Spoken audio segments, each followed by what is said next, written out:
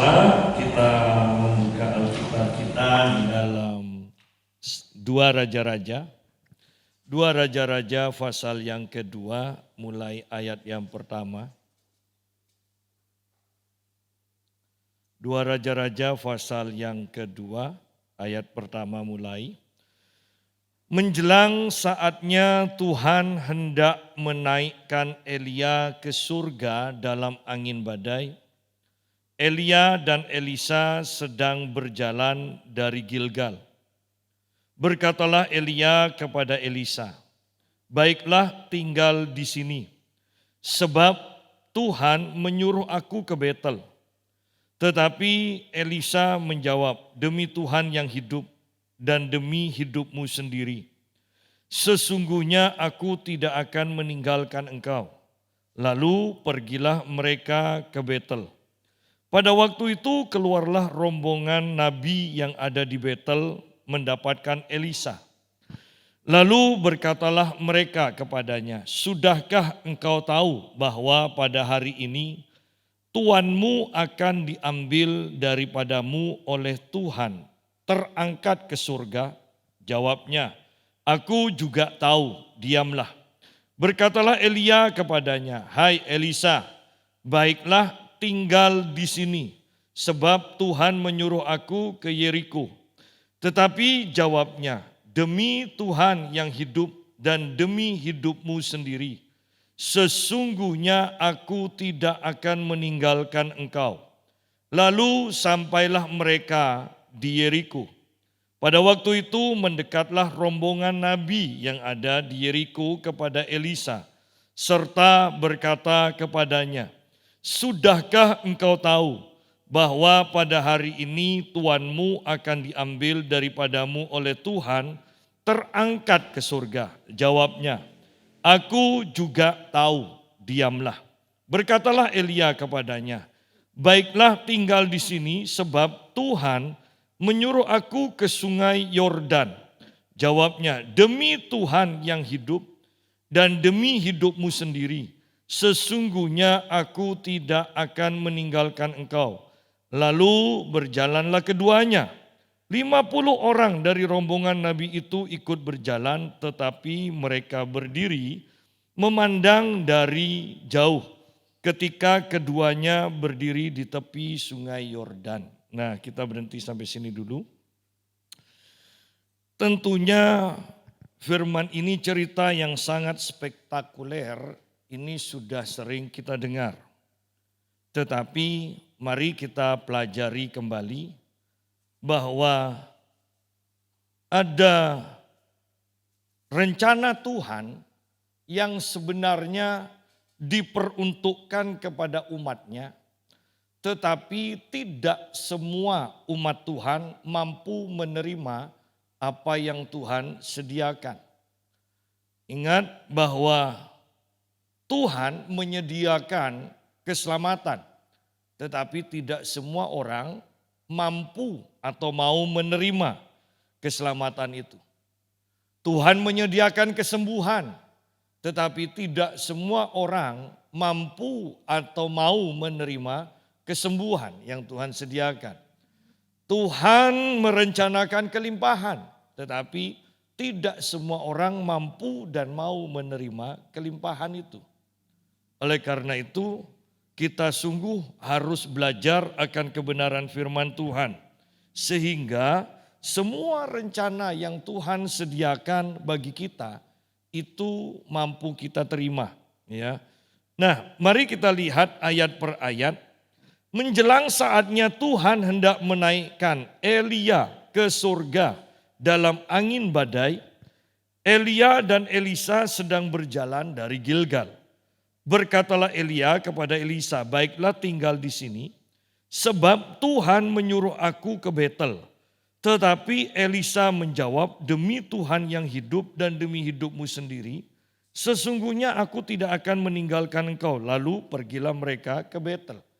Nah, kalau kita perhatikan sebenarnya ayat per ayat, walaupun tempatnya berbeda, ya, di Betel, di Yeriko, dan di Yordan. Dari Gilgal ke Betel, ke Yeriko, kemudian ke Yordan. Tempatnya berbeda, tetapi Anda perhatikan bahwa kejadiannya atau bahkan percakapan-percakapannya itu selalu sama. Ya, tempatnya berbeda. Tetapi kejadiannya atau bahkan perkataan-perkataan yang diulang-ulang itu selalu sama. Kalau kita perhatikan bahwa betapa luar biasanya Elia ini. Dan ingat kitab Yakobus bahwa kita pun sama dengan Elia, manusia biasa. Tetapi perhatikan bahwa menjelang Elia akan diangkat ke surga, atau sederhananya lah kalau bagi kita, menjelang kematian kita. Ya. Luar biasa bahwa di sini dikatakan Elia tahu bahwa dia akan diangkat Tuhan. Kemudian para nabi, berarti ini para murid dari Elia. Elisa tahu, nabi-nabi di Yeriko, rombongan para nabi di Yeriko, di Betel, semuanya tahu bahwa Elia akan diangkat ke surga, akan mengalami kematian. Berarti kalau Elia tahu, seharusnya kita yang hidup di perjanjian baru pun tahu. Ya. Kalau kita dekat dengan Tuhan, kita akan mengetahui kapan Tuhan akan memanggil kita. Nah, bukankah ini sangat luar biasa sehingga kita itu bisa mempersiapkan diri dengan baik. Elia mempersiapkan diri. Saya percaya Elia mempersiapkan diri karena dia tahu. Bahkan di mana dia diangkat, dia tahu.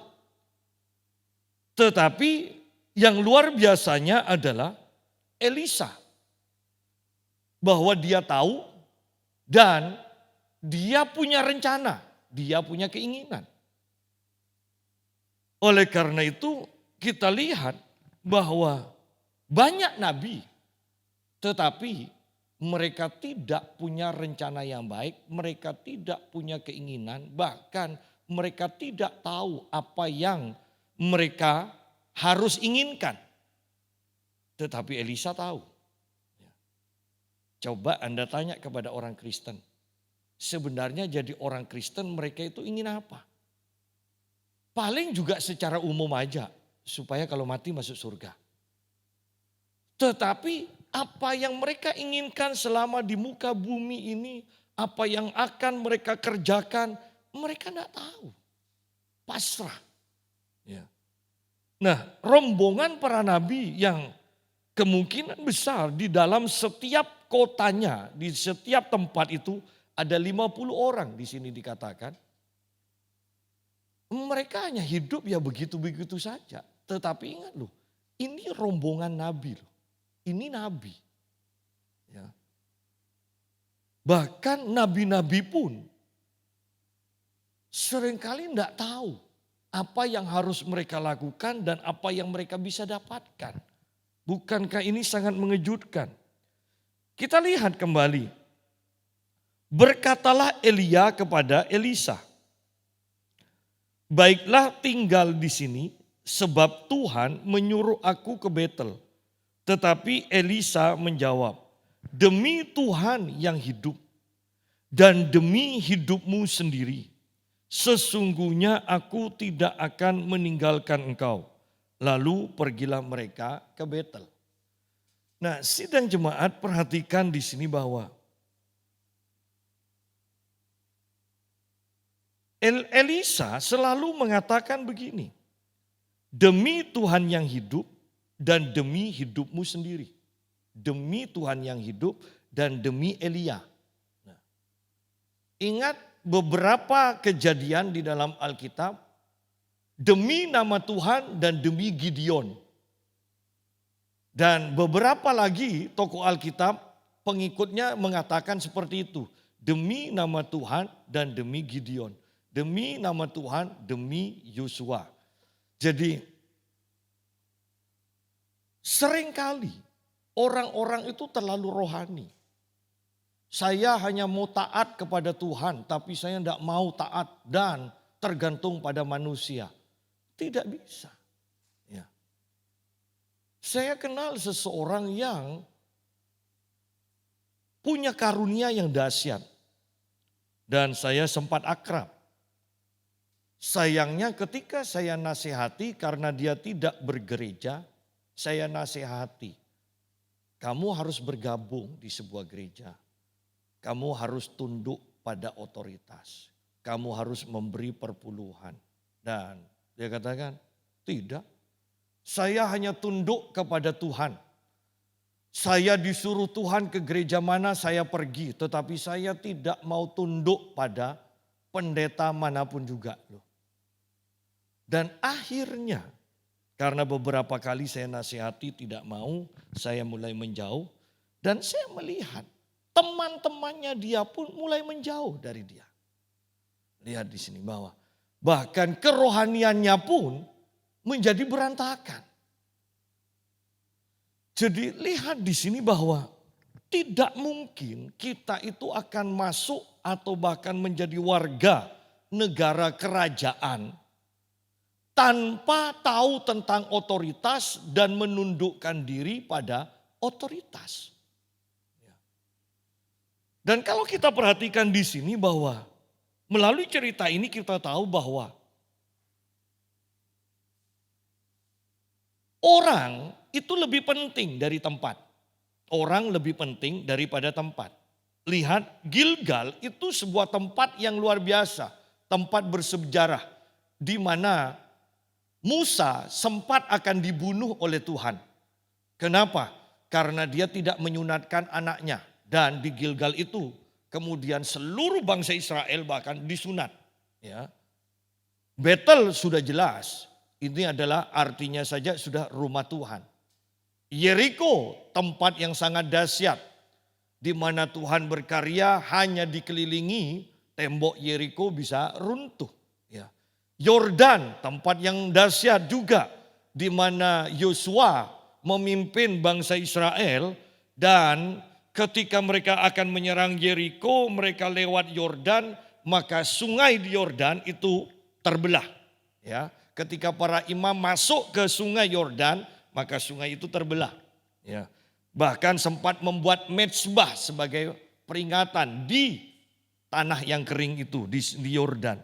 Nah, itu adalah tempat-tempat yang dahsyat. Tetapi saya mau ingatkan bahwa Anda tidak bisa mengandalkan tempat-tempat yang dahsyat ini. Anda harus bertemu dengan seseorang yang diurapi Tuhan dan menundukkan diri kepada orang tersebut.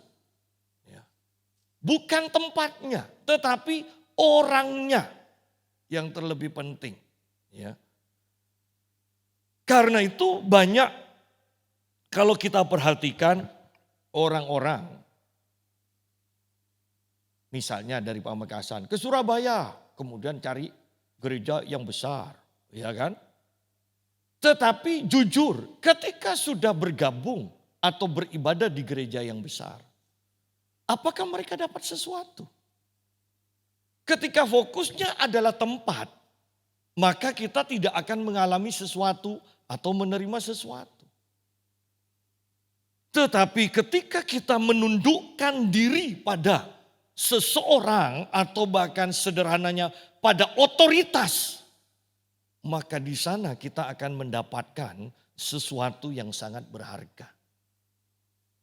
Sidang jemaat, kalau kita perhatikan di sini kata-kata dari Elisa, ayat 2, berkatalah Elia kepada Elisa, baiklah tinggal di sini. Sebab Tuhan menyuruh aku ke Betel. Tetapi Elisa menjawab, demi Tuhan yang hidup dan demi hidupmu sendiri, sesungguhnya aku tidak akan meninggalkan engkau. Dan ini diulang di beberapa tempat bahwa Elia menyuruh Elisa untuk tinggal di tempat itu. Dan saya tekankan, ini tempat-tempat yang bersejarah. Kalau mau istilah karismatik, ini adalah tempat-tempat yang diurapi. Ya. Ya, bahkan ada orang-orang yang sampai datang ke sebuah makam hamba Tuhan yang diurapi dan mereka mengatakan, wow, ya, wow, hadirat Tuhannya masih terasa. Nah, ada yang lebih parah lagi, ayo sedot-sedot urapannya. Apanya yang mau disedot? Ya, ya.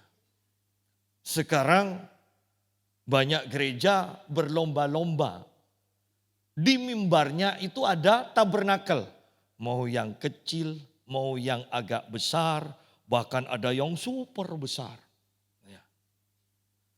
Bahkan kemudian ada yang mengatakan, wow, ada hadirat Tuhan, bahkan keluar minyak loh. Sidang jemaat. Bahwa mereka lebih fokus pada tempat, pada benda. Bahkan saya sendiri pun dengan mudah saya mau katakan, kalau ada sebuah patung yang keluar air mata, darah, saya tidak percaya, bukan tidak percaya keluar air mata, darah ya. Saya tidak percaya itu dari Tuhan. Karena Tuhan akan memakai seseorang. Ingat di sini. Dia tidak akan memakai benda, dia tidak akan memakai tempat. Dia akan memakai seseorang. Sehingga kita akan terjamin keselamatan iman kita. Saya mau katakan, kenapa? Karena sebentar lagi Anda akan melihat bahwa hal ini akan semakin banyak. Hal-hal yang seperti ini.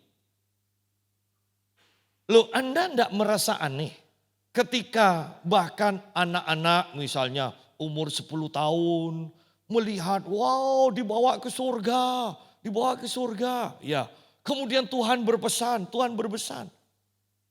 Yang saya mau katakan begini, firman Tuhan aja tidak tahu. Kok bisa Tuhan mau pakai? Berdoa aja, doanya tidak jelas. Kok bisa dibawa ke surga? Sedangkan kita yang sungguh-sungguh dengan Tuhan. Ya. Jangankan ke surga, naik ke awan aja tidak pernah. Sampai di awan tidak pernah. Ya. Lucunya karena Indonesia ini sudah terbiasa dengan ilmu klinik. Ya. Sehingga kebiasaan adat ini dibawa ke gereja juga.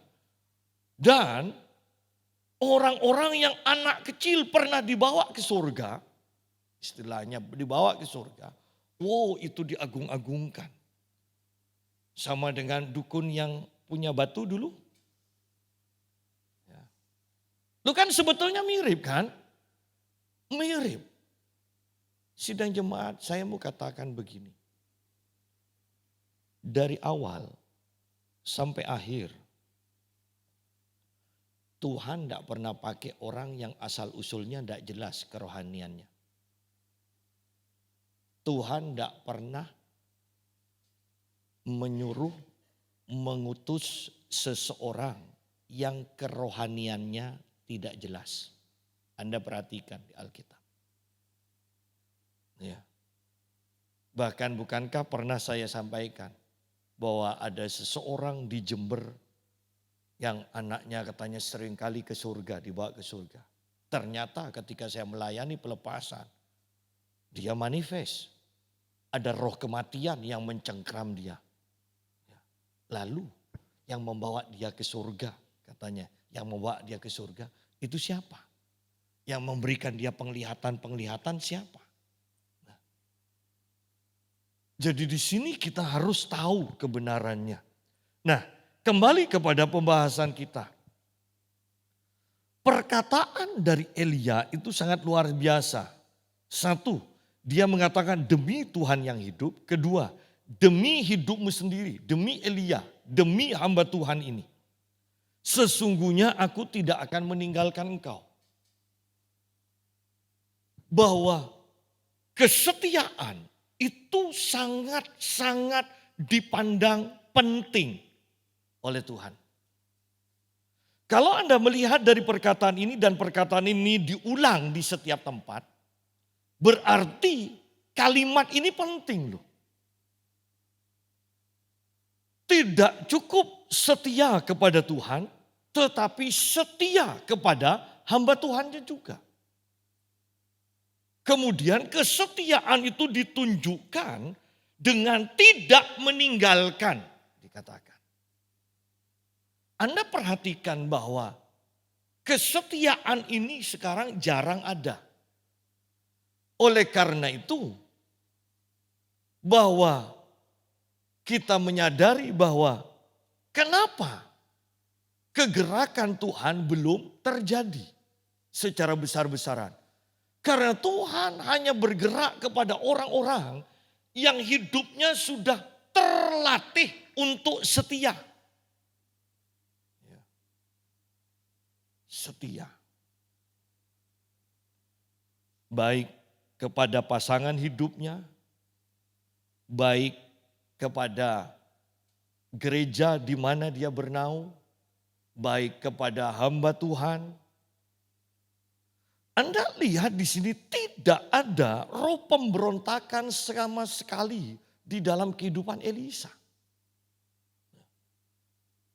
Jemaat bisa beribadah, bisa tunduk kepada pemimpin selama tidak ada masalah loh. Tetapi ketika ada masalah, sungguh-sungguhkah mereka bisa tunduk? Sehingga jangan heran bahwa ketika orang-orang sudah percaya kepada Tuhan Yesus, tetapi kok masih ada kelihatan jelas ada kutuk demi kutuk, ada kejadian demi kejadian yang seharusnya tidak masuk akal. Orang Kristen kok masih ngalami seperti ini? Apakah kemungkinan salah satunya ada roh pemberontak yang dimana membuat orang itu tidak bisa tunduk, tidak bisa setia? Bagaimana kalau ditegur? Loh saya kan hanya mau ibadah. Ada apa kok negor-negor saya? Memangnya hanya satu tempat. Lihat di sini. Sikap seperti ini tidak ada pada Elisa. Bahkan kalau Anda perhatikan bahasa aslinya Elisa ini, di sini enak disebut abdi. Ya. Disebut abdi, bujang. Ya, dari Elia. Terjemahan yang tepat itu adalah Elisa itu adalah sebagai penuang air untuk Elia. Hanya itu aja.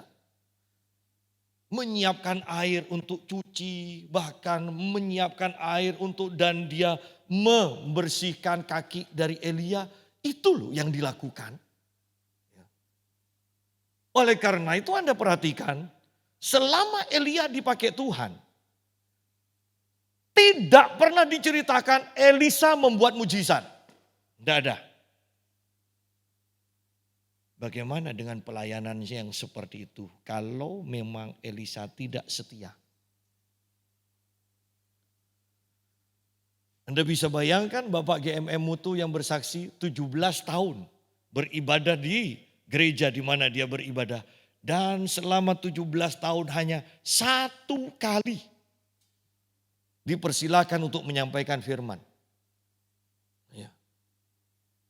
Dan yang jelas-jelas firmannya lebih bagus dan jauh lebih bagus daripada gembalanya. Bisakah menundukkan diri? Ya. Tidak mudah. Tetapi lihat bahwa kesetiaan itu walaupun kelihatannya Allah tidak dahsyat. Tetapi ini akan membawa juga bahwa kita bisa bertahan sampai akhir dalam pengurapan yang stabil. Sampai akhir. Tanpa kita punya modal kesetiaan ini, kita bisa bergerak dengan pengurapan, bisa. Tetapi untuk bertahan sampai akhir belum tentu. Ya. Banyak orang beribadah, tergabung di sebuah gereja. Tetapi pertanyaannya, apakah sungguh-sungguh mereka mengerti tentang otoritas dan tunduk pada otoritas? Sedikit-sedikit ngambek, sedikit-sedikit pindah. Bayangkan kalau dia rumah tangga kemudian tengkar dengan istrinya, sedikit-sedikit cerai aja, cerai. Ada banyak yang seperti ini. Dan ini adalah karakter loh, ini adalah sifat. Ya. Bersyukur bahwa ketika cerai, itu masih banyak yang dipikirkan kan. Dan kalau suami istri mau cerai kan masih banyak. Mikir anak, ya. Kemudian nanti harta gono gini kan. Loh itu masih dipikirkan. Bukan rugi saya kalau cerai kan gitu kan. Banyak yang dipikir. Tapi kalau ninggalkan gereja kan gerejanya yang rugi. Kalau ditinggal saya. Lihat. Tetapi yang saya mau katakan intinya tuh sama. Yaitu ketiadaan, kesetiaan. Intinya itu sama. Ya. Setia. Sidang jemaat. Bukan kebetulan bahwa di akhir zaman kemudian Alkitab katakan kita itu disambut nanti di surga dengan satu kalimat. Hai hambaku yang setia dan yang benar. Penting untuk setia. Saya juga heran kalau ada orang yang kerja saja. Kerja, sebentar pindah, sebentar pindah, sebentar pindah. Tapi gajinya Pak Yusa di sini lebih bagus, lebih tinggi. Ya. Bukan soal gaji. Anda bekerja itu bukan untuk cari uang. Anda bekerja untuk menerima berkat yang Tuhan sudah sediakan. Iya. Anda butuh kesetiaan. Walaupun di tempat lain mungkin dikatakan gajinya lebih bagus. Kalau hanya gaji, bukan Anda ketika Anda berdoa tiba-tiba Tuhan berbicara pindah karena ada rencana. Silakan kalau seperti itu. Tapi kalau hanya dipancing gaji lebih besar. Saya mau katakan. Anda bukan orang yang setia. Pak, tapi kan wajar. Kan kita juga diberikan hikmat. Sungguh-sungguhkah itu hikmat Tuhan atau hanya sekedar logika manusia pada umumnya? Sedangkan kita manusia rohani ini dipimpin oleh roh. Kelihatannya tidak masuk akal. Iya memang. Orang beriman itu tidak bisa dimengerti. Oleh karena itu Injil Yohanes pasal yang keempat kan mengatakan. Orang yang lahir baru kemudian itu berbicara tentang bagaimana roh melahirkan dia. Dan Yesus kemudian katakan begini. Tidak ada orang tahu bahwa pergerakan roh itu seperti angin. Dari mana ke mana tidak ada orang tahu. Nah kalau kita memang orang-orang yang rohani, ingat. Secara umum orang-orang pada umumnya tidak akan bisa menebak. Ya. Tidak akan bisa menebak. Loh kita lagi seret uang, kenapa kok ngasih? Karena kita bukan ada teorinya untuk selalu memberi, bukan. Tetapi karena memang Roh Kudus menggerakkan kita untuk memberi. Secara logika lebih baik disimpan. Kenapa? Karena ini lagi krisis. Tetapi ketika kau dipimpin oleh Roh untuk memberi, orang-orang di sekitarmu akan mengatakan aneh. Nah, dan ini memang kehidupan. Ya. Kenapa ajaran Yesus kalau ditampar pipi kirimu berikan pipi kananmu? Dikatakan. Karena memang ini loh orang yang dipimpin oleh Roh. Tidak bisa ditebak. Oleh karena itu kalau respon kita kebanyakan sama dengan orang-orang dunia, jangan-jangan kita bukan orang rohani. Ya. Respon kita akan menentukan apakah kita orang dunia atau orang rohani. Ya. Dan saya menekankan karena ini akhir zaman, maka kita sungguh harus masuk di dalam rencana Tuhan. Jangan menjadi orang kebanyakan, orang pada umumnya yang tapi tidak berjalan sesuai dengan firman Tuhan. Ya. Kembali ayat 2, berkatalah Elia kepada Elisa, baiklah tinggal di sini. Sebab Tuhan menyuruh aku ke Betel. Tetapi Elisa menjawab, demi Tuhan yang hidup dan demi hidupmu sendiri. Nah, ya. Sesungguhnya aku tidak akan meninggalkan engkau. Lalu pergilah mereka ke Betel. Saya senang dengan kata-kata ini. Ya. Perhatikan ayat pertama, Elia dan Elisa sedang berjalan. Ya. Kemudian ayat yang kedua, lalu pergilah mereka ke Betel. Kemudian lebih jelasnya lagi ayat yang ke-6. Bagian terakhir mengatakan, lalu berjalanlah keduanya. Berjalanlah keduanya. Mereka berjalan bersama. Mereka berjalan bersama. Ada yang lain, rombongan para nabi yang dikatakan begini, ayat 7. 50 orang dari rombongan nabi itu ikut berjalan, tetapi mereka berdiri memandang dari jauh. Sedangkan Elia dan Elisa itu berdampingan pasti. Tetapi 50 orang nabi, ya, murid-murid dari Elia, itu berjalan jauh di belakang dari Elia. Memperhatikan. Ya. Memperhatikan.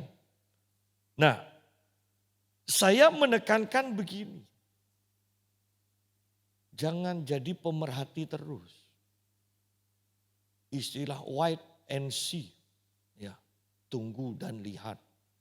Kalau ada kegerakan Allah, tunggu dan lihat. Kemudian bahas. Tunggu dan lihat, bahas. Tunggu dan lihat, bahas. Ketika sudah mau bergerak, oh iya ini dari Tuhan. Ternyata pergerakannya sudah pindah ke tempat lain.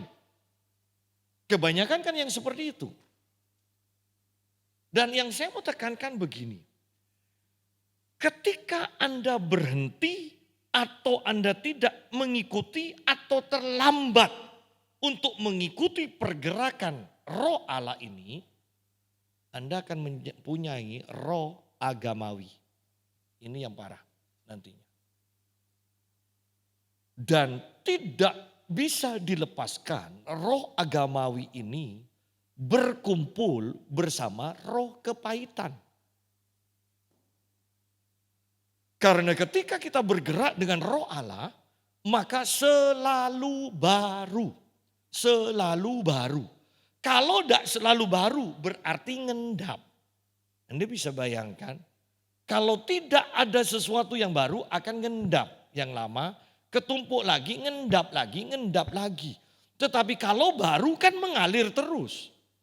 Itu loh perbedaannya. Sehingga bukan kebetulan juga firman Tuhan mengatakan selalu baru rahmat Tuhan setiap pagi. Selalu baru. Artinya kita harus dipimpin oleh Tuhan setiap hari. Kalau kita mengandalkan, minggu lalu saya sudah berdoa kok pagi jam 5 sampai jam 7 malah. Ya kan? Tidak bisa hidup hari ini mengandalkan doa seminggu yang lalu. Setiap pagi Anda harus berdoa. Sehingga rahmat Tuhan Anda terima pimpinan Roh Kudus untuk hari itu Anda terima. Ayat yang ketiga, pada waktu itu keluarlah rombongan nabi yang ada di Betel mendapatkan Elisa. Jadi di setiap kota ada sekolah kenabian yang dipimpin oleh Elia. Nah, di sekarang banyak nabi yang membuat sekolah kilat. Ya. Jadi mereka mengadakan seminar sekolah kilat 3 hari atau 5 hari, kemudian dapat sertifikat. Sudah mengikuti sekolah nabi. Nah, otomatis kalau sudah lulus sekolah nabi kan, walaupun tidak tertulis sekarang dia adalah si A, adalah nabi. Tapi kan yang bahaya adalah mereka merasa menjadi nabi. Padahal hanya sekolah 3 hari, seminar 3 hari. Perhatikan, sekolah 3 hari atau 5 hari dan kemudian sudah merasa jadi nabi. Anda melihat bahwa roh kesombongan akan ada pada orang itu. Bill Hamon, seorang nabi yang terpercaya, mengatakan bahwa dari orang yang bergerak dengan karunia roh untuk menjadi nabi secara umum sampai orang-orang mengakui pelayanannya dan ditahbiskan jadi nabi membutuhkan waktu 15 tahun. Dan itu wajar. Karena Bill Hamon yang dipikir adalah ini loh, proses demi proses harus dijalani sehingga ketika dia sungguh diakui sebagai nabi, maka hatinya sudah siap. Itu yang disampaikan oleh Bill Hamon, seorang nabi yang sangat luar biasa. Ya. Sayangnya kita mempunyai sekolah kenabian hanya 3 hari atau 5 hari. Sedangkan di ayat yang ketiga ini, lihat di sini, pada waktu itu keluarlah rombongan nabi yang ada di Betel. Berarti ada sekolah nabi di Betel yang dipimpin oleh Elia. Sekolah loh, mereka itu berombongan, berarti mereka itu ada asramanya. Ingat ketika Elisa, zamannya Elisa atau Elia, yang akan membangun, ya, akan membangun asrama nabi itu karena sudah terlalu sempit dikatakan, ya. Berarti mereka ada tempatnya. Pasti bukan 3 hari, itu bertahun-tahun. Bertahun-tahun.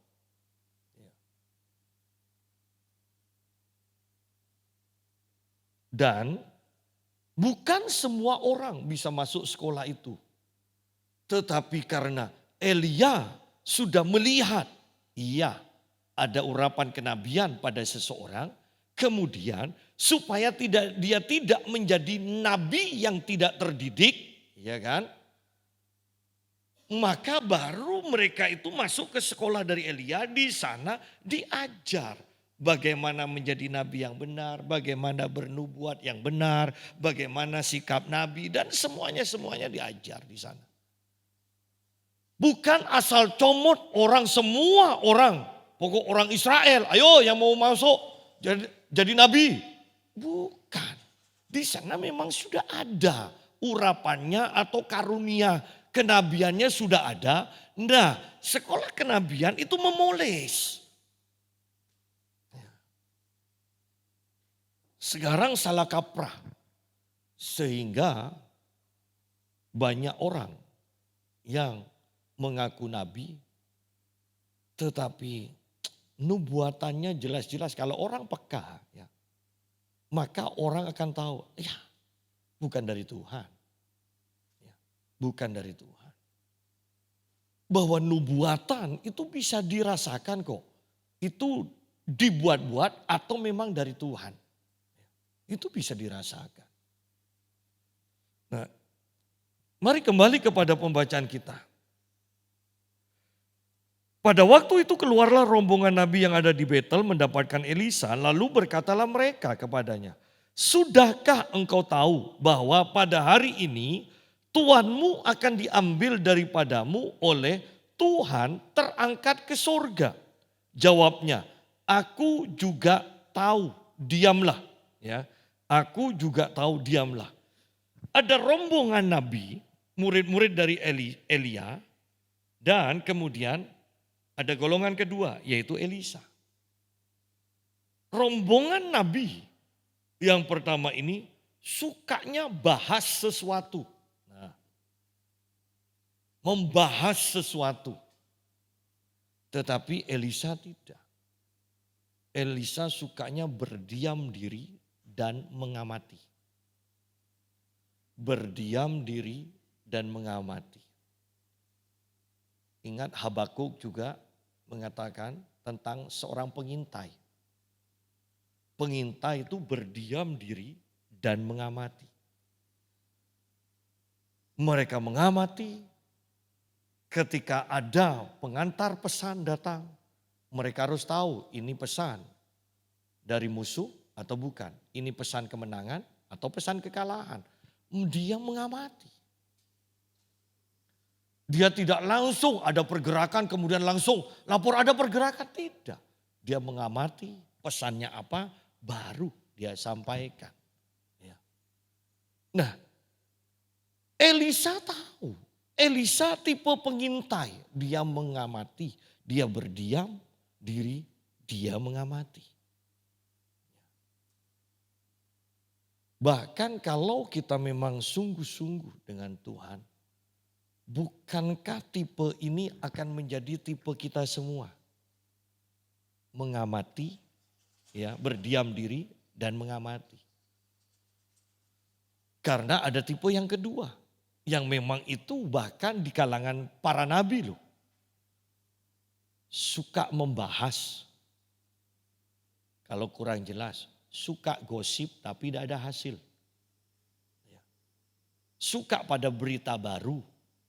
Dibahas tetapi tidak ada sesuatu yang mengubah dirinya. Ini yang ada di dalam cerita ini. Jadi kalimat ini sangat penting. Aku juga tahu, diamlah. Bahwa orang yang diam belum tentu tidak tahu loh. Dia sedang mengamati. Kalau Anda perhatikan cerita di dalam kitab Injil tentang Yusuf, Maria, Zakaria, mereka kan selalu dikatakan mereka merenungkan, mereka merenungkan apa yang terjadi. Lihat tapi tidak ngerti dengan jelas, tetapi mereka memikirkan ini terus, bukan membahasnya. Mereka nyimpan sendiri, mereka amati, mereka renungkan. Dan ini orang-orang yang luar biasa loh. Yusuf, Maria, Zakaria, itu kan orang-orang yang luar biasa. Elizabeth. Ketika mereka melihat sesuatu, mereka merenungkan itu. Bukan membahasnya, mereka merenungkan. Bukan menggosipkannya, mereka merenungkan. Dikatakan. Ya.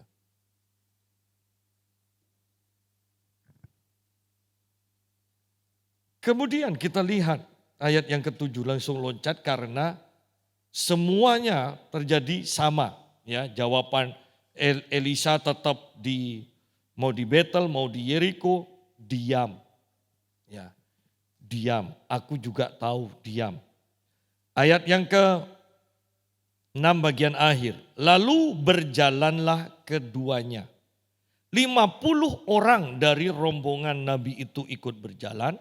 Tetapi mereka berdiri memandang dari jauh ketika keduanya berdiri di tepi sungai Yordan. Kembali kita lihat bahwa Elisa berjalan bersama Elia. Rombongan para nabi yang lain mereka jauh dari Elia. Lalu Elia mengambil jubahnya, digulungnya, dipukulkannya ke atas air itu, maka terbagilah air itu ke sebelah sini dan ke sebelah sana. Sehingga menyeberanglah keduanya dengan berjalan di tanah yang kering. Perhatikan, yang berjalan di tanah yang kering hanya Elisa dan Elia, hanya berdua. Apakah jalan yang kering itu sebenarnya tersedia untuk 50 nabi yang lain? Iya. Tetapi mereka hanya lihat. Mereka hanya bisa bercerita nantinya, tetapi mereka tidak mengalami. Nah, kembali di gereja juga akan terbagi seperti ini. Yang bisa bercerita, yang bisa berkhotbah, dan yang mengalami dan mengkhotbahkan pengalamannya. Ya. Terbagi dua juga. Ya. Yang jadi masalah, orang yang hanya melihat tanpa mengalami, pada akhirnya akan menjadi orang yang tidak percaya. Karena tidak pernah punya pengalaman.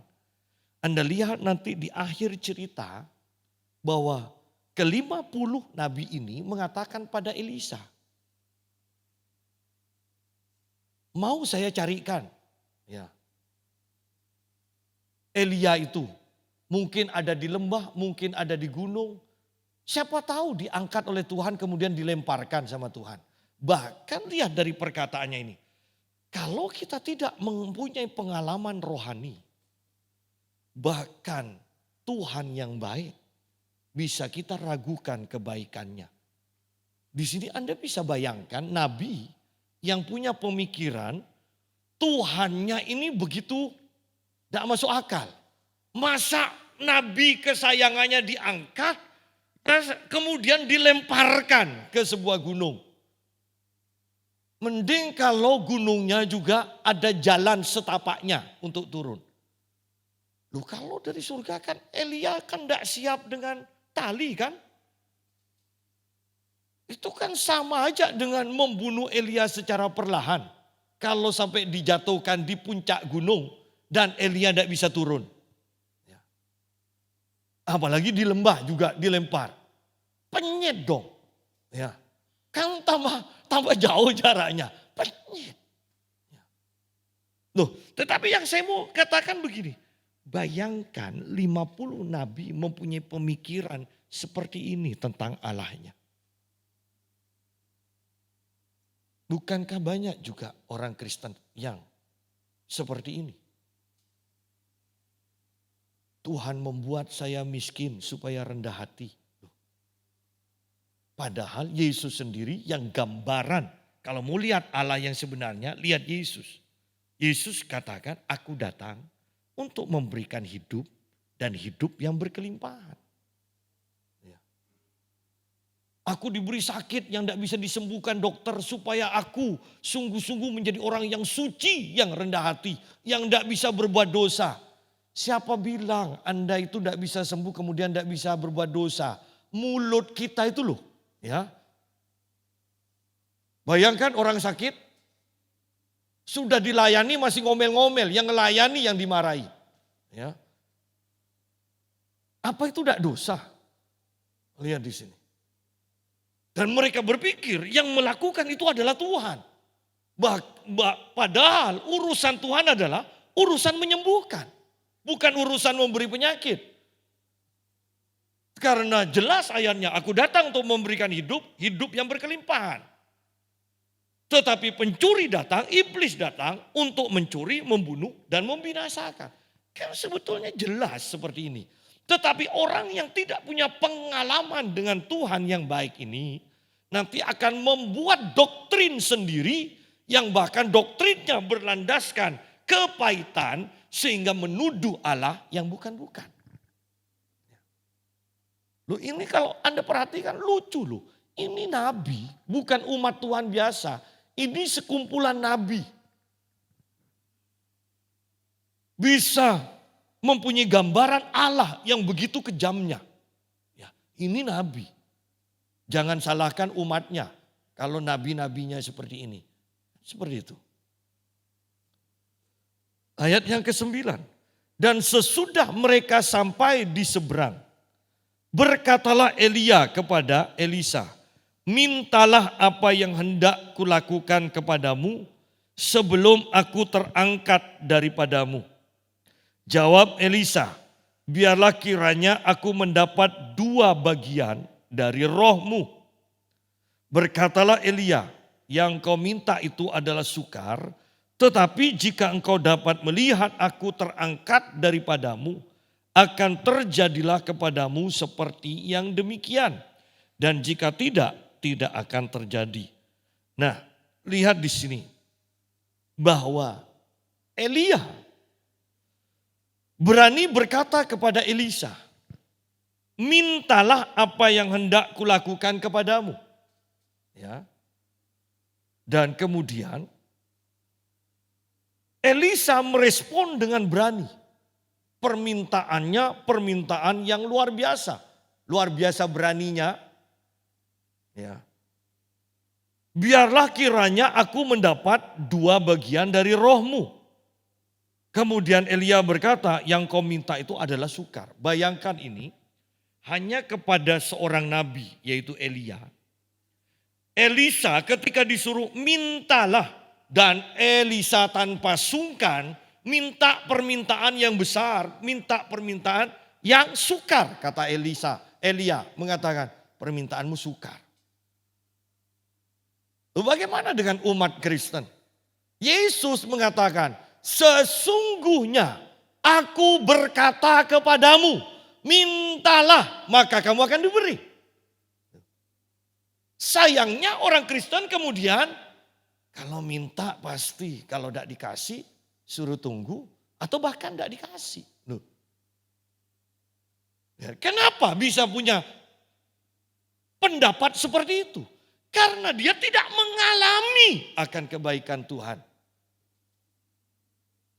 Lu bayangkan perbandingan kita, Yesus mengatakan, bahkan mengatakan sesungguhnya. Loh ini kan sudah penekanan. Sesungguhnya aku, siapa? Yesus, Alfa dan Omega. Yesus yang firman Allah atau yang adalah Allah sendiri mengatakan, sesungguhnya aku berkata. Kan pasti ditepati sudah. Mintalah maka akan diberi. Itu pun banyak orang Kristen yang tidak percaya loh. Yang tidak berani meminta. Dan tidak berani meminta yang besar, yang sukar. Bayangkan Elisa. Dia permintaannya langsung permintaan yang besar. Permintaan yang sukar. Loh ini hanya kepada orang loh. Kepada orang, Elia kan. Elisa berani meminta tanpa sungkan. Kita ini ditantang oleh Tuhan. Minta akan diberi. Herannya kita sendiri yang tidak percaya. Kenapa tidak percaya?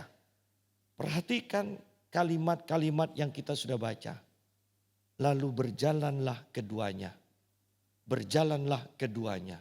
Berjalanlah keduanya. Berjalanlah keduanya. Kalau kita memang berjalan bersama Yesus, selalu berjalan bersama Yesus, maka kita akan berani meminta. 50 nabi yang lain tidak berani. Seandainya Elia menantang mereka, minta. Mungkin mereka akan mengatakan, Tuhan Nabi, tidak usah minta. Sudahlah, kami kan tidak enak sendiri. Kami ini dengarkan Nabi berkhotbah aja sudah senang. Nah, terlalu sopan. Tetapi Elisa, lihat di sini. Yang kau minta itu adalah sukar, dikatakan. Itu pun Elisa mendapat. Ya, Elisa mendapatkannya. Di sini dikatakan, biarlah kiranya aku mendapat 2 bagian dari rohmu. Ada yang mengatakan bahwa ini berbicara tentang hak kesulungan, yaitu 2 bagian. Jadi kalau anak sulung itu, ya kalau 2, maka kalau anaknya 2/3 untuk anak sulung, 1/3 untuk anak yang kedua. Seperti itu. Tetapi kalau melihat yang terjadi, banyak tokoh Alkitab yang mengatakan ini 2 kali ganda. Bukan 2 bagian hak kesulungan, bukan. Tetapi 2 kali ganda. Ya. Bayangkan keinginan Elisa adalah menjadi lebih hebat, lebih dahsyat daripada Elia. Ya. Dan Yesus pun kan mengatakan, barang siapa percaya kepadaku, dia akan melakukan pekerjaan-pekerjaan yang aku lakukan, bahkan pekerjaan yang lebih besar daripada yang aku lakukan. Sebenarnya kan sama kan prinsipnya. Kalau Elisa ikut Elia saja bisa menjadi 2 kali lipat lebih besar, lebih hebat. Dan ini terbukti bahwa Elia, ya, walaupun mungkin tidak ditulis semua tetapi untuk jadi pelajaran, Elia mengadakan 9 kali mujizat, Elisa mengadakan 18 kali mujizat di dalam Alkitab. 2 kali lipat banyaknya. Sesuai dengan permintaan dari Elisa. Anda boleh tanya kepada pendeta-pendeta kebanyakan, sungguh-sungguhkah Yesus memaksudkan supaya kita bisa melakukan pekerjaan yang lebih besar daripada dia? Mereka pasti akan menjawabnya begini, bukan, maksudnya bukan kamu nanti lebih dahsyat daripada Yesus, bukan. Maksudnya Yesus kan seorang diri, sekarang kan orang Kristen di seluruh dunia banyak. Nah, mereka memperlemah seperti itu loh. Ya. Padahal memang maksudnya Yesus, kalau percaya pada Yesus, maka memang kita akan melakukan hal yang lebih dahsyat daripada yang Yesus lakukan. Ya. Tetapi seringkali karena kita jarang berjalan bersama Tuhan, maka kita tidak bisa mempercayai akan kata-kata Tuhan. Ya. Di sini yang repot. Ya. Karena kalau kita lihat Om Ishak almarhum, dia yang berdoa sehari 9 jam. Anda akan merasa lucu. Dari mimbar hanya dia katakan, yang sakit pegang bagian tubuhnya yang sakit. Sudah kemudian dia hanya kata, dalam nama Yesus sembuh. Hanya seperti itu dan kesembuhan terjadi. Tetapi dia berjalan bersama Yesus. 9 jam setiap hari doanya. Sidang jemaah. Bagi orang yang tidak berjalan bersama Yesus, memang tidak bisa mempercayai kata-katanya. Hanya orang yang kenal baik yang bisa saling percaya. Nah, mari kita lihat. Ayat yang ke-11. Sedang mereka berjalan terus sambil berkata-kata, tiba-tiba datanglah kereta berapi dengan kuda berapi memisahkan keduanya. Lalu naiklah Elia ke surga dalam angin badai. Ketika Elisa melihat itu, perhatikan.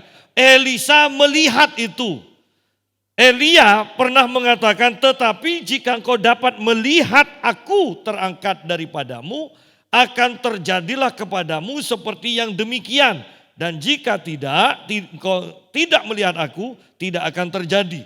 Kemudian ayat 12 mengatakan, ketika Elisa melihat itu, maka berteriaklah ia, Bapakku, Bapakku, kereta Israel dan orang-orangnya yang berkuda. Kemudian tidak dilihatnya lagi Elia.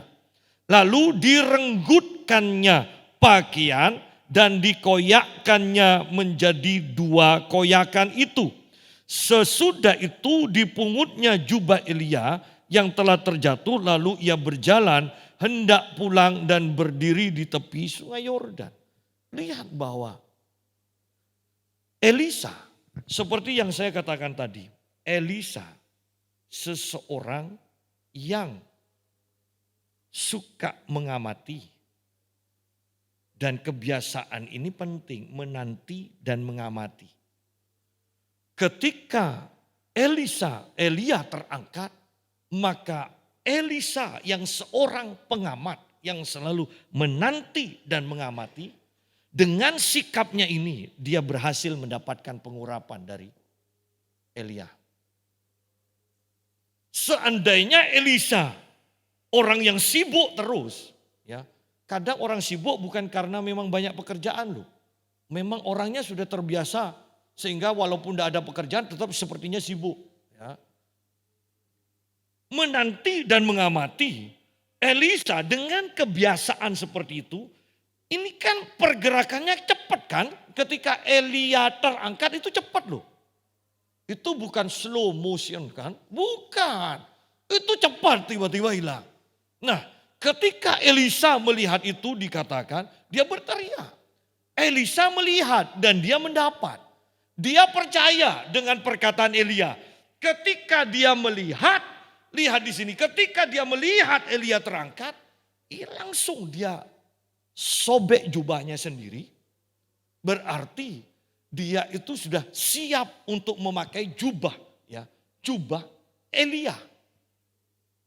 Dia percaya, aku melihat, maka aku sekarang bergerak dengan kuasa dari Elia. Sama seperti orang buta kan? Orang buta yang berteriak pada Yesus dan disembuhkan. Kan dikatakan orang buta itu belum sembuh, tetapi dia menanggalkan jubah kebutaannya. Jubah yang menandakan, yang memberitahu orang lain bahwa dia buta. Ketika dia dipanggil oleh Yesus, dia belum disembuhkan, dia tanggalkan jubah kebutaannya. Kenapa? Karena dia yakin ketika dipanggil Yesus, dia pasti bisa melihat. Sama dengan Elisa. Ketika dia melihat Elia naik ke surga, jubahnya sendiri dikoyakkan, dia ambil jubah Elia. Dia penuh keyakinan bahwa dia sekarang mempunyai kuasa. Ini iman, karena belum terjadi. Tetapi ini iman. Ya, sama dengan Bartimius yang buta, itu iman, baru kemudian dia lihat. Ayat 13, sesudah itu dipungutnya jubah Elia yang telah terjatuh, lalu ia berjalan hendak pulang dan berdiri di tepi sungai Yordan. Ia mengambil jubah Elia yang telah terjatuh itu, dipukulkannya ke atas air itu sambil berseru, di manakah Tuhan Allah Elia? Ia memukul air itu lalu terbagi ke sebelah sini dan ke sebelah sana, maka menyeberanglah Elisa. Lihat. Apa yang dilakukan Elia, dilakukan juga oleh Elisa. Ingat janji Tuhan juga. Bahwa apa yang aku lakukan, engkau juga akan lakukan. Masalahnya kita berjalan bersama atau enggak. Ya. 50 nabi yang lain yang berjalan jauh dari Elia tidak melakukan apa-apa. Hanya melihat. Tetapi tidak bisa melakukan apa yang Elia lakukan. Hanya Elisa yang berjalan bersama Elia yang bisa melakukan apa yang dilakukan oleh Elia. Sama prinsipnya. Kalau kita berjalan bersama Yesus, maka kita bisa melakukan juga apa yang Yesus lakukan. Tapi kalau kita hanya melihat Yesus dari jauh, maka kita hanya sebagai penonton untuk selama-lamanya. Yang bahaya, kalau hanya penonton tidak masalah. Kita mungkin masih bisa mengagumi Tuhan. Tetapi yang jadi masalah, penonton pada akhirnya akan kecewa. Penonton pada akhirnya akan kecewa. Lihat di sini ayat 15. Ketika rombongan nabi yang dari Yeriko itu melihat Elisa dari jauh, mereka berkata, roh Elia telah hinggap pada Elisa. Dia tahu. Mereka datang menemui dia, lalu sujud. Sujudlah mereka kepadanya sampai ke tanah. Seandainya cerita ini berhenti sampai sini, bagus loh. Iya kan? Mereka mengakui bahwa roh Elia sekarang ada pada roh Elisa. Dan seperti mereka tunduk pada Elia, mereka sekarang tunduk pada Elisa, ya, tunduk. Di sini dikatakan lalu sujudlah mereka kepada Elisa sampai ke tanah. Yang jadi masalah kemudian ayat selanjutnya, ayat 16. Mereka berkata, coba lihat, di antara hamba-hambamu ini ada 50 orang laki-laki orang-orang tangkas. Kalau saya katakan sekarang orang-orang yang pandai. Ya, orang-orang yang pandai. Dulu orang yang tangkas, orang yang hebat. Biarlah mereka itu pergi mencari tuanmu. Jangan-jangan ia diangkat oleh roh Tuhan dan dilemparkannya ke atas salah satu gunung atau ke dalam salah satu lembah. Elisa menjawab, jangan suruh pergi. Lihat di sini bahwa ini loh orang yang bimbang. Alkitab katakan orang yang bimbang tidak akan mendapat apa-apa. Ya kan? Di satu saat mereka katakan roh Elia sudah hinggap pada Elisa. Di kesempatan yang lain kemudian mereka katakan jangan-jangan Elisa diangkat oleh roh Tuhan tapi dilemparkan lagi. Loh kenapa mereka menyembah Elisa kalau mereka punya prinsip seperti itu? Lihat di sini bahwa seseorang yang tidak berjalan dengan Tuhan, seseorang yang tidak berjalan dengan orang benar, hati dan ucapannya itu tidak selaras juga. Ya. Beberapa waktu yang lalu saya bahas begini sama istri saya. Herannya, saya katakan jangan berpikir orang yang sudah mengutuk kemudian dengan mudahnya dalam nama Tuhan Yesus dipatahkan. Ya. Walaupun itu bisa dan pasti bisa. Tetapi yang jadi masalah kan begini. Ketika kita mengutuki seseorang atau anak kita, kan kita penuh keyakinan kan? Ya kan? Mulut dan hati sepakat mengutuki anak kita. Bodoh kamu, ya kan? Tapi ketika kita suruh matahkan, orang itu suruh matahkan kutuk itu di dalam nama Yesus. Pertanyaannya, aku membatalkan segala perkataanku di dalam nama Yesus. Pertanyaannya, apakah hati dan mulut sungguh-sungguh percaya akan kuasa nama Yesus? Sehingga kemudian kita melihat, sudah dipatahkan dalam nama Yesus. Tapi kok tidak patah ya, kok tetap berlanjut. Perhatikan, karena ketika kau mengutuki, kau kerahkan semuanya kesepakatanmu kan. Bahwa anakmu memang bodoh. Tetapi ketika pakai nama Yesus, tidak terbiasa. Tidak pernah berjalan dengan Yesus. Hati dan mulut tidak bisa sepakat ketika memakai nama Yesus. Itu yang membuat perkataan kita dalam nama Yesus tidak ampuh, saya katakan. Ya. Nah lihat di sini. Mereka sampai seperti ini loh. Biarlah mereka itu pergi mencari Tuanmu. Jangan-jangan ia diangkat oleh roh Tuhan dan dilemparkannya ke atas salah satu gunung. Tuhannya kejam. Ya, sampai mereka punya pikiran Tuhan kita itu kejam. Ya, sampai seperti itunya. Elisa yang memahami, yang mengenal Tuhan mengatakan jangan suruh pergi. Kenapa? Karena Elisa tahu memang sudah diangkat.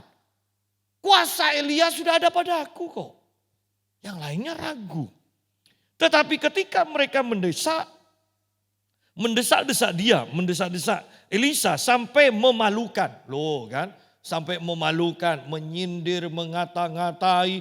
Percaya ya percaya, tapi kan, nah kan banyak kan orang seperti itu. Jangan terlalu fanatik, percaya ya percaya, tapi kan kita harus berusaha. Nah selalu seperti itu. Sama. Mendesak-desak dia sampai memalukan. Maka berkatalah Elisa, suruhlah pergi, sudah sukamu. Sebetulnya kan itu. Mereka menyuruh 50 orang-orang ini mencari 3 hari lamanya. Tetapi tidak bertemu dengan Elia. Seharusnya 50 orang ini bunuh diri, nanti bisa ketemu sama Elia. Ya. Elia yang melempar mereka ke bawah nantinya. Orang-orang ini mencari 3 hari lamanya tapi tidak bertemu dengan Elia. Ketika mereka kembali kepada Elisa yang masih tinggal di kota Yeriko, berkatalah ia kepada mereka, bukankah telah kukatakan kepadamu jangan pergi. Ya. Bersyukur tidak dibahas lagi. Berarti ini pembahasannya ini karena bagian 50 nabi dipermalukan. Ya. Jadi Alkitab itu luar biasa berhikmatnya. Tidak mau mempermalukan. Sudah cukup ya cerita ini, cukup sampai di sini. Bagian mempermalukan 50 nabi tidak usah dicatat. Ya. Jadi kita lihat di sini betapa pentingnya berjalan bersama Tuhan. Di sini Elisa berjalan bersama Elia. Kita berjalan bersama Tuhan. Jangan berjalan jauh dari Tuhan. Karena engkau hanya akan jadi penonton. Engkau tidak akan mengalami karya Tuhan. Dan pada akhirnya engkau tidak akan mempercayai karya Tuhan. Dan pada akhirnya engkau akan menuduh Tuhan. Mempunyai persepsi pandangan yang negatif akan Tuhan.